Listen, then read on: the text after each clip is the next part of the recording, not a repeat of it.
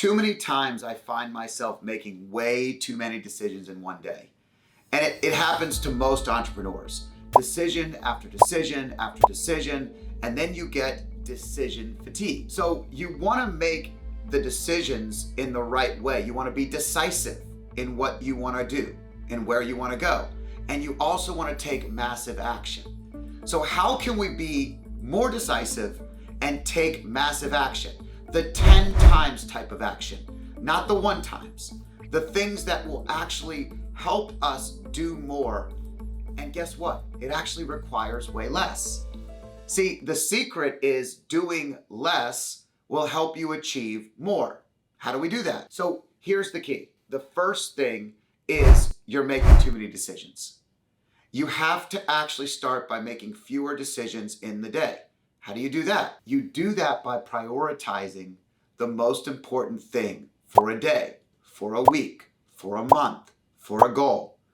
But in a day, if we're going to maximize our decision making and really make massive impact in the goal, then it requires having full ability to be able to think, right? And so that requires fewer decisions.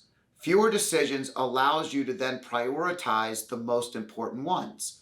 And when you start prioritizing them, you're going to be in a better state of mind to actually have the right energy reserved for the big ones, the ones that are going to impact a multitude of things for the day. If you start your day with decision 1, decision 2, decision 3, and they're all minute, small, the kinds of things that wear you out, you don't even realize that you're tired and fatigued. You don't even realize that your mental capacity has been drained for the day. Like, this happens to all of us, by the way, so it's something that we have to do and tell ourselves on a regular basis. Personally, I do it all the time. Too many decisions will actually make me fatigued. So I often have my meetings and my agendas actually start with the most important decisions of that meeting. It's right up top on every agenda. We start out by saying, what are the most important decisions that need to be made? And then underneath, we have discussion topics. See, this allows us to go right to the meat to make exponential impact. So the first thing is fewer decisions. The next thing is always important. It's important for anything you do in life, and it's really important if you want to be decisive, if you want to really take massive action and have great results. And it's knowing when to ask for help. It's very important to know when you're great at something and when you're not. When a decision is in what your box of strengths are versus when a decision is outside the box of your strength. This is extremely impactful for strong decision making, because if you want to be decisive, you need to make sure you know what you're talking about.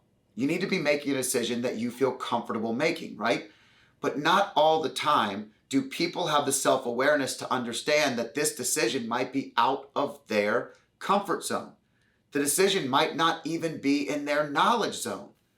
So as an entrepreneur, as a leader, knowing when to ask someone else that it is in their box for help makes a huge difference. Okay, so I've identified that this is not something I feel super comfortable, or I don't have all the facts, I need more data. Who do I reach out to ask for help? And this also has to be decisive. Don't ask too many people for help. That is a recipe for failure. People that spend all their time asking everybody else for their opinions never make any decisions. That's the opposite of what we're saying. Be decisive in who you ask for help with. Go to the person that knows it better than you. And you don't always need to ask for help. If you know it and you've got it and it's in your strength zone, go with it. Trust yourself, right? But also know when it's out. When it's out of your purview, go outside. Be decisive and ask the right questions. You have to be prepared with the right question as well if you want to get to a decisive zone. You don't want to be in a place where you're asking the wrong thing. So you ask a great question, and the person that it's their strength just helped you be decisive and take massive action. Being decisive has to start with getting rid of the fear of failure. Throw it away. Throw away the fear of failure. This is the next thing. I always talk about failure. Failure is a natural progression in success. If you don't have failure, you're not trying hard enough. You're really not doing anything. And if you're going to be decisive about something and you want to take massive action, big action, impactful action, it requires failure. So if you're scared of it, then you're going to sit there and wring your hands for way too long before you actually make the decisions. And you're complicating something that doesn't need to be complicated. Understand that you have all the data, that you feel good about who you've asked if you've needed help, that you're making fewer decisions so your brain is at a full capacity, and go with it. Stick to it. Be willing to pivot or adjust if it's the wrong decision, but be okay with it if you fail.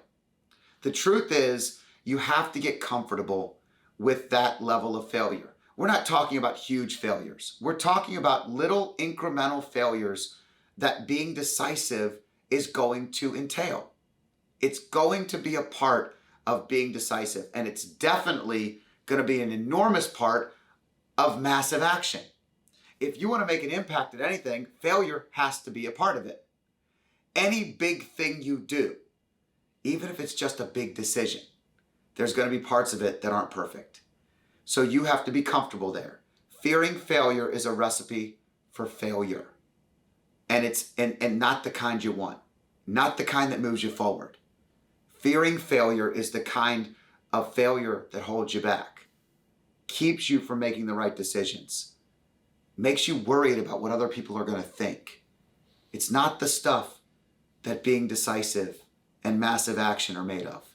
The last one is really important to me because it's something I've had to teach myself, something that always has come as a challenge to me personally, but something I remind myself of not only daily, but sometimes hourly.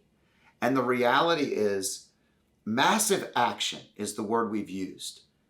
Extremely high impact requires all the things we just talked about. But in order to simplify it, it also requires a level of patience. It requires the ability to know that it takes time. See, the things you're doing today may be just laying the groundwork for the massive action that happens later. But you've got to start by being decisive and doing the little things now. Those big impacts come after you've laid the groundwork. So sometimes the true impact and the massive action are something that just requires patience. It requires time. So when we're simplifying this, we're simplifying it in a way where we're remembering that patience plus persistence is the key to massive action. When you want something and you want it bad enough, you have to be persistent about it every single day. Then you have to be patient that the work you're putting in is going to get you the result that you expect.